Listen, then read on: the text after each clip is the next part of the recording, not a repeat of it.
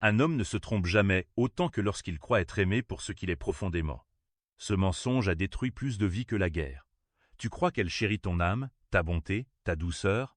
Non. Diogène de Sinope, ce chien sauvage d'Athènes, te cracherait au visage pour t'accrocher à de telles illusions. Il vivait dans un tonneau, ne possédait rien, ne craignait rien, et passait sa vie à ridiculiser ceux qui vénéraient le mensonge. Aujourd'hui, il se moquerait de ton chagrin, rirait de tes larmes, et te dirait clairement: les femmes ne valorisent pas les hommes. Elles valorisent leur utilité. Laisse cette phrase t'atteindre. Elles valorisent l'utilité. Supprime ton argent, ta force, ta capacité à élever son statut, et tu verras l'amour disparaître aussi vite qu'il est venu. Ce n'est pas du cynisme. C'est une loi de survie. Diogène disait un jour: pourquoi ne pas punir le maître lorsque l'élève désobéit? Sa pensée était brutale.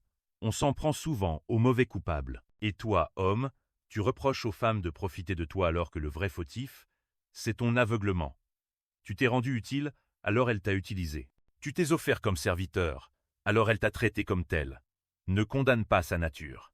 Condamne ta soumission à cette nature. Diogène comprenait le pouvoir non pas comme la possession, mais comme le refus. Lorsque Alexandre le Grand, maître de la moitié du monde, se tenait devant lui et lui demanda s'il désirait quelque chose, Diogène répondit simplement: écarte-toi de mon soleil. Tout est là. Un homme qui ne peut être acheté, qui refuse d'être utilisé, qui ne plie pas devant les rois, devient intouchable. Alexandre possédait le monde, mais devant Diogène, il n'était qu'une ombre bloquant la lumière. Même Alexandre l'a reconnu. Si je n'étais pas Alexandre, je voudrais être Diogène. Mais demande-toi, que se passe-t-il si tu fais l'inverse? Si tu es affamé d'être choisi, d'être validé, d'être aimé, tu deviens l'ombre, pas le soleil. Tu es influencé, pas influent. Elle ne t'admire pas. Elle te tolère tant qu'elle peut extraire quelque chose de toi. Et quand tu ne lui es plus utile, tu disparais comme l'ombre au coucher du soleil. C'est la cruauté de la réalité. On ne respecte pas un homme pour la profondeur de son cœur, mais pour la fermeté de son caractère. Un homme qui ne peut partir, qui ne peut dire non, qui ne peut exiger sa lumière n'est pas un homme à ses yeux. C'est un outil. Et tout outil, même brillant, finit par être jeté une fois émoussé. Alors je te le dis, cesse de rêver à une dévotion inconditionnelle. Elle n'existe pas. Les femmes, par nature, sont pragmatiques. Elles évaluent, comparant, calculent, et lorsque le rapport coût-bénéfice penche contre toi, elles s'en vont, sans remords. Diogène te l'aurait dit en riant, car il savait une chose. La plupart des hommes préfèrent croire à un doux mensonge plutôt qu'affronter une vérité brutale. Mais tu es ici, à écouter. Et si tu refuses cette vérité, tu continueras à vivre comme une proie. Depuis l'enfance, on t'a conditionné à servir, à te sacrifier, à te plier. Tes parents t'ont appris à être poli. La société t'a demandé d'être doux, et les femmes que tu as aimées t'ont toujours réclamé davantage. Et tu as obéi, croyant que l'amour serait la récompense de ta dévotion. Mais qu'as-tu récolté? Trahison, rejet, indifférence. Pourquoi? Parce que tu as confondu servilité et force. Et Diogène, qui ne possédait rien d'autre que sa vérité, te mépriserait pour cela. Un jour, il déambula dans les rues d'Athènes, une lanterne à la main en plein jour, en disant: je cherche un homme honnête. Il n'en trouva aucun. Et s'il faisait ce même parcours aujourd'hui dans nos villes, il ne trouverait pas un seul homme qui ne se soit pas transformé en mendiant face aux femmes. Il te regarderait, la tête baissée, les gestes suppliants, et te dirait: tu n'es pas un homme, tu es un produit. Les femmes comprennent cela mieux que toi. Elles perçoivent instinctivement quels hommes sont utiles et lesquels ne le sont pas. L'homme qui donne sans condition, qui s'épuise pour plaire, reste utile jusqu'à ce qu'un autre prenne sa place. L'homme qui reste ferme, qui ne plie pas, qui refuse d'être vidé, celui-là, n'est pas utile, donc il est précieux. Vois-tu le paradoxe? Moins tu acceptes d'être utilisé, plus tu deviens précieux. Mais toi, comme tant d'autres, tu inverses cette loi. Tu crois qu'en offrant davantage, en te sacrifiant encore, tu gagneras sa fidélité. Et c'est ainsi qu'elle te perd tout respect. Tu deviens prévisible, malléable, interchangeable. On demanda un jour à Diogène comment il supportait la misère sans se plaindre. Il répondit simplement: en m'habituant à la simplicité. Il avait réduit sa vie à l'essentiel. Il ne dépendait de rien. Et puisqu'il n'avait besoin de rien, il ne pouvait être exploité. C'est ça, la posture du pouvoir. Et toi, tu as besoin de son affection, de son attention, de sa validation. Sans elle, tu te sens vide. et donc tu es vulnérable. Tout homme qui craint de perdre une femme lui appartient déjà. Elle le sait, elle le ressent, et elle en profite. Car dans son esprit, si tu ne peux pas te tenir debout sans elle, alors tu ne t'es jamais vraiment tenu debout. Diogène fut surnommé le chien, parce qu'il vivait sans honte, qu'il mendiait sans gêne, et se moquait des puissants. Mais cette insulte devint sa force. Il montra que la dignité ne naît pas de l'approbation des autres, mais de l'indépendance. Tant que tu ne comprendras pas cela, tu resteras à genoux devant ceux qui te considèrent comme un simple outil. Souviens-toi bien de ceci. Les femmes ne valorisent pas l'homme qui s'incline pour elles. Elles souriront, elles accepteront, elles exploiteront.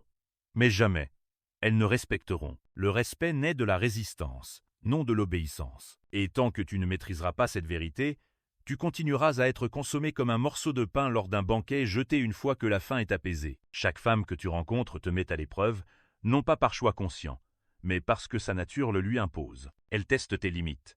Jusqu'où tu te plieras, où tu céderas, jusqu'à quel point tu es prêt à te conformer pour conserver son approbation. Et la plupart des hommes s'effondrent sous le poids de ces épreuves. Ils confondent soumission et amour, pensant qu'en disant oui encore et encore, ils obtiendront la fidélité. Mais la réalité est inverse. Plus tu te plies, moins elle te valorise. Plus tu donnes, moins elle te respecte. Les femmes ne valorisent que les hommes qu'elles ne peuvent pas plier. Diogène comprenait cette loi bien avant que la psychologie ne lui donne un nom. Quand on lui demanda ce qu'il y avait de plus beau au monde, il répondit simplement « la liberté de parole ». La liberté, c'était son obsession. Être libre de la richesse, des conventions, de la dépendance aux autres. Et en vivant selon cette liberté, il devint intouchable. Aucune femme ne pouvait le manipuler, car il refusait d'avoir besoin de ce qu'elle pouvait offrir. Il se moquait des hommes enchaînés à leurs femmes, à leur image, à leurs biens. Pour lui, ils étaient des esclaves déguisés en citoyens. Et toi, es-tu si différent? Regarde-toi, quémandant son attention, relisant ses messages, attendant des miettes d'affection. Tu appelles cela de l'amour, mais en vérité, c'est de l'asservissement. Comprends ceci. Les femmes recherchent instinctivement le pouvoir. Elles ne se demandent pas « est-ce que je l'aime ?» mais plutôt « puis-je tirer profit de lui? Peut-il m'élever? Peut-il me protéger? Peut-il me faire paraître supérieur aux autres ?» Et si la réponse est non, son désir se fane. Non par cruauté, mais parce que sa nature ne respecte que ce qui lui résiste. De la même manière qu'Alexandre le Grand admirait Diogène pour l'avoir rejeté, une femme respecte l'homme qui refuse de se soumettre. Mais voilà le drame. La majorité des hommes ont une peur panique de perdre une femme. Ils redoutent le rejet. Ils ne supportent pas la solitude, et cette peur les affaiblit. Diogène enseignait par contraste, celui qui ne possède rien ne peut rien perdre. Celui qui ne dépend de rien est invulnérable. Il disait, c'est le privilège des dieux de ne rien désirer, et des hommes divins de désirer peu. Réfléchis à cela. Si tu désires peu, personne ne peut te contrôler. Si tu veux tout, tu seras à jamais l'esclave de ce que tu poursuis. C'est pour cela que les femmes t'exploitent. Pas parce qu'elles sont mauvaises, mais parce que tu montres ton besoin. Ta faim te trahit. Ton désir te rend prévisible. Tu crois que ta dévotion est une force. Mais pour elle, c'est une faiblesse. Elle sourira pendant que tu te sacrifies pour son confort. Mais jamais elle ne t'en admirera. Elle ne t'admirera que lorsqu'elle sentira, au plus profond d'elle-même, que tu pourrais partir sans un mot. Que tu ne vendras jamais ta dignité pour son affection. Souviens-toi de cette loi. Une femme ne respecte que l'homme qu'elle ne peut entièrement utiliser. Si tu lui appartiens entièrement, tu perds toute valeur. Ce n'est que lorsque tu résistes à son attraction, que tu refuses de sacrifier ton essence, que tu deviens un homme à ses yeux. Tout ce qui est en dessous n'est qu'un outil de plus dans sa collection abandonnée dès que l'éclat s'efface. Les mensonges les plus destructeurs ne sont pas ceux que les femmes te racontent, mais ceux que tu te murmures dans le silence de ta propre chambre. Tu te répètes qu'elle t'apprécie pour ce que tu es. Tu crois que tes sacrifices seront honorés. Tu espères que ta patience finira par être récompensée par son amour, et ces illusions te gardent enchaîné, comme un chien qui prend sa laisse pour une protection. Diogène n'était pas dupe de ces illusions. C'est pour cela qu'il acceptait avec fierté l'insulte qu'on lui lançait « chien ». Il disait « Je fais la fête à ceux qui me donnent, j'aboie contre ceux qui refusent, et je mords les coquins. » Il est devenu ce que les autres méprisaient, et c'est ainsi qu'il est devenu libre. Mais toi, homme, tu es prisonnier de ton besoin de plaire. Tu te vends pour quelques gestes d'affection, et tu appelles ça de l'amour. Tu supportes le mépris, simplement parce que tu redoutes la solitude. Tu acceptes l'humiliation, en espérant qu'un jour elle reconnaîtra enfin ta valeur. Et elle t'utilise non par cruauté, mais parce que tu te présentes comme un outil. Tu offres ton temps, tes ressources, ton énergie, non par puissance, mais par besoin. Et dans le marché du désir, le besoin est une faiblesse. Diogène méprisait les besoins superflus. Il s'est détaché de tout ce qui pouvait le rendre exploitable. On raconte qu'un jour, en voyant un enfant boire avec ses mains, il jeta sa propre écuelle et déclara « Un enfant m'a surpassé en simplicité ». Voilà jusqu'où il est allé pour se libérer des illusions. Et toi, à l'inverse, tu ne peux passer une nuit sans lui écrire. Tu ne supportes pas l'absence de réponse.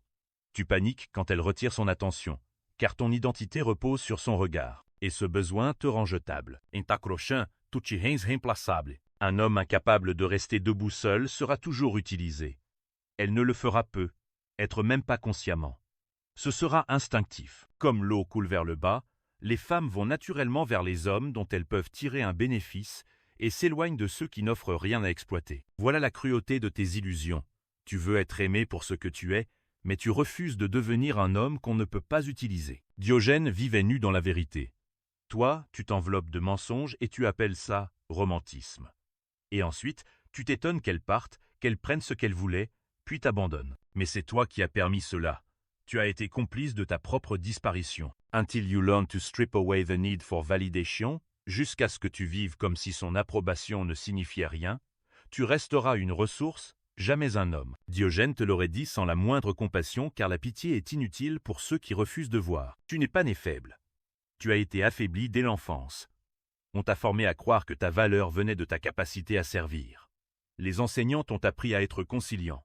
Ta mère t'a dit d'être gentil. Les histoires t'ont montré que l'homme noble est celui qui se sacrifie pour la femme qui donne un sens à sa vie. Et ainsi, tu as grandi avec des chaînes qu'on appelait vertus. Quand tu es devenu adulte, tu étais déjà conditionné pour être consommé. La société célèbre l'homme qui s'efface pour les autres, mais elle ne le respecte jamais. Les femmes applaudissent sa gentillesse, tout en désirant en secret celui qui refuse de se soumettre. Diogène avait compris cela des siècles plus tôt. Il méprisait les jeux sociaux. Il rejeta le mariage, la richesse et le statut parce qu'il voyait en eux des pièges pour asservir les hommes. Quand il se moqua de Platon en plumant un poulet pour le présenter comme un homme, il ne ridiculisait pas seulement la philosophie, il dénonçait la facilité avec laquelle on confond l'apparence et la substance. Et n'est-ce pas exactement ce qui t'arrive? Tu penses que ta générosité, ta loyauté, ton abnégation suffisent à prouver ta valeur.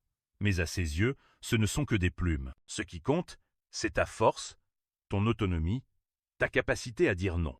Sans cela, tu n'es qu'un poulet dépouillé, exposé au ridicule.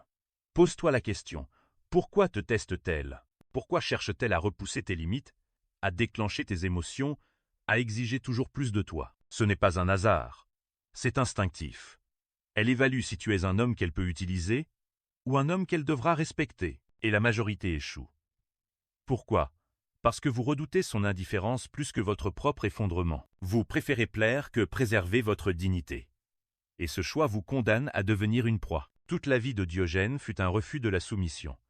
Il méprisait les richesses, se moquait des puissants et mendiait sans honte, prouvant que la vraie puissance vient de l'indépendance. Il disait « Le fondement de chaque État, c'est l'éducation de sa jeunesse ». Et il voyait clairement que des hommes élevés à obéir au lieu de résister deviennent les premières victimes à être exploitées. Les hommes d'aujourd'hui ne sont pas différents. On vous a enseigné la soumission aux femmes, pas la maîtrise de vous-même. On ne vous a pas formé à être autonome, mais à servir. Et les femmes le sentent, ne te trompe pas. Les femmes ne respectent pas l'obéissance. Elles en profitent. Ce qu'elles estiment vraiment, c'est la résistance. Elles admirent l'homme dont les limites sont si nettes qu'elles blessent si on les franchit. Elles se plaindront peu, être. Elles te traiteront d'insensible. Mais au fond d'elles-mêmes, elles savent. L'homme qui ne peut pas être utilisé est le seul qui mérite d'être gardé. Tous les autres ne sont que des ressources.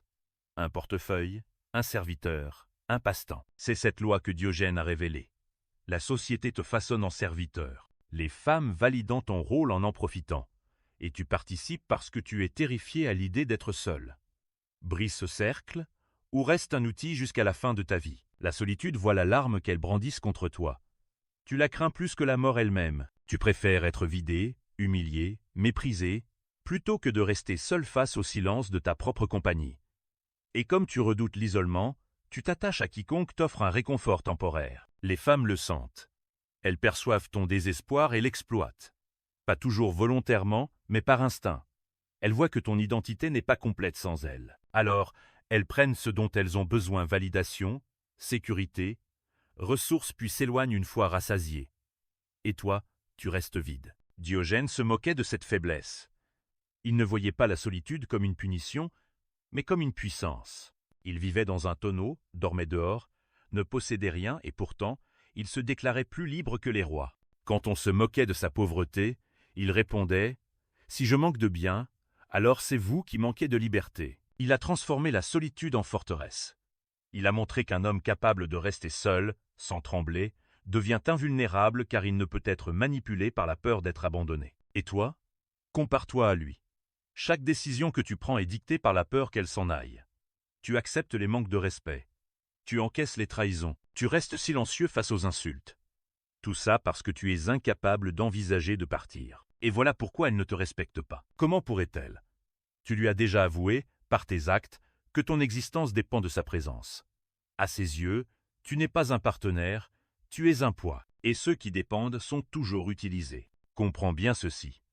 Un homme qui craint la solitude est déjà vaincu. Ses chaînes sont invisibles, mais plus solides que l'acier. Il payera pour son attention, implorera son affection et rampera pour obtenir son approbation car il préfère vivre en esclave plutôt que d'affronter son propre reflet. Diogène méprisait ces hommes. Il urinait en public, se masturbait sur la place du marché, ridiculisait rois et philosophes non pas par goût du scandale, mais pour prouver que la véritable liberté naît quand on se tient debout, sans honte, complète. Tant que tu n'atteins pas cet état, tu seras exploité. Tant que tu redouteras la solitude, tu accepteras le rôle de serviteur. Les femmes le savent. Elles savent que tu endureras tout plutôt que de faire face à ton vide intérieur. Et donc, elles t'utilisent sans remords, car tu as déjà choisi l'esclavage plutôt que l'indépendance. Souviens-toi de ceci. La solitude n'est pas le manque d'amour, c'est la preuve de la force. Ce n'est que lorsque tu pourras l'affronter sans frissonner que tu inspireras le respect. Et c'est seulement à ce moment-là que les femmes te verront, non plus comme un outil, mais comme un homme qu'on ne peut pas briser. Il y avait une qualité qui rendait Diogène intouchable. Une arme plus tranchante qu'aucune épée, l'absence de honte. Il détruisit les chaînes de la société en refusant d'être humilié. Là où les autres cachaient leurs désirs, lui les exposait. Là où les autres se pliaient aux traditions, il crachait dessus. Il vivait comme un chien, et c'est en cela qu'il est devenu plus libre que les rois. L'absence de honte n'est pas de la vulgarité. C'est la véritable indépendance. C'est refuser que quelqu'un d'autre décide à ta place de ce qui doit t'embarrasser, te contrôler ou te définir. Et tant que tu ne comprendras pas cela, tu resteras vulnérable à la manipulation féminine. Pourquoi? Parce que les femmes exploitent la honte. Elles savent que la plupart des hommes redoutent le jugement. Elles savent que tu recherches l'approbation, que tu veux être perçu comme noble, bon, respectable. Et elles utilisent ces désirs contre toi. Elles te disent que les vrais hommes ne disent jamais non, que les vrais hommes se sacrifient, qu'ils endurent sans broncher des épreuves constantes. Et toi, tu obéis, par peur d'être traité d'égoïste, de méchant, d'insensible. Elles manipulent ta honte et tu te soumets. Mais Diogène a détruit cette arme. Il mendiait sans gêne, il se moquait des puissants sans crainte. Il vivait dans la saleté et riait de ceux qui le méprisaient. Il a prouvé qu'un homme qui accepte son absence de honte devient incontrôlable. Quand on le réprimandait pour son comportement animal, il répondait « Je cherche un homme, mais je ne vois que des esclaves ». Ce qu'il voulait dire, c'est que ceux qui vivent dans l'illusion sont enchaînés, tandis que ceux qui la rejettent sont véritablement libres. Une femme ne peut pas manipuler un homme qui rejette la honte, car il n'a pas besoin de son approbation. Il ne tremble pas sous son regard.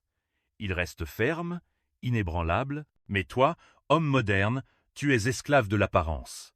Tu t'habilles non pas pour toi, mais pour plaire à ses yeux. Tu ne parles pas avec ta voix, mais avec les mots que tu crois qu'elle veut entendre. Tu caches tes instincts, tes besoins, ta force, par peur qu'elle parte si elle voit qui tu es vraiment. Et ce faisant, tu confirmes ce qu'elle soupçonnait. Tu es un homme malléable, façonnable, exploitable. Comprends bien ceci. Une femme ne peut rien contre un homme qui n'a pas honte. Elle peut tenter de te ridiculiser, de te priver, de t'accuser, mais si tu restes impassible, elle est impuissante. Le respect naît dans le feu de la résistance, pas dans la douceur de la soumission. Diogène a fait de l'absence de honte une armure. Et si tu refuses de faire de même, tu resteras prisonnier du regard des femmes toujours utiles, toujours jetables. Diogène vivait comme un mendiant, mais les rois l'enviaient. Il ne possédait rien, mais il avait plus de liberté que tous les souverains de la terre. Il était méprisé, haï, raillé, mais jamais utilisé. Voilà l'essence de la virilité. Vivre de manière à ce que personne ne puisse te transformer en outil. Les femmes n'estiment que les hommes qu'elles ne peuvent exploiter. Et tant que tu ne l'acceptes pas, tu resteras enchaîné. Tu dois apprendre ce que Diogène a enseigné non pas par des discours, mais par sa propre vie. Réduis tes besoins jusqu'à ce que personne ne puisse les manipuler. Avance si fermement dans ta propre lumière que même les rois ne puissent te faire dévier. Vis sans honte pour qu'aucune femme ne puisse jamais te tenir en laisse grâce à son approbation. Arrête de supplier pour de l'amour. Cesse de te vendre en échange d'un peu d'approbation. Deviens un homme qu'on ne peut pas utiliser et tu deviendras enfin un homme qu'on respecte. Si ces mots t'ont transpercé, c'est qu'ils étaient faits pour ça. Ne les fuis pas. Laisse-les te forger. Laisse-les te libérer. Et si tu es prêt à suivre cette voie, ne marche pas seul. Partage ce message. Fais-le circuler. Que d'autres hommes s'éveillent de leurs illusions. Tiens-toi debout face aux mensonges qui enchaînent les hommes. Tiens-toi comme Diogène.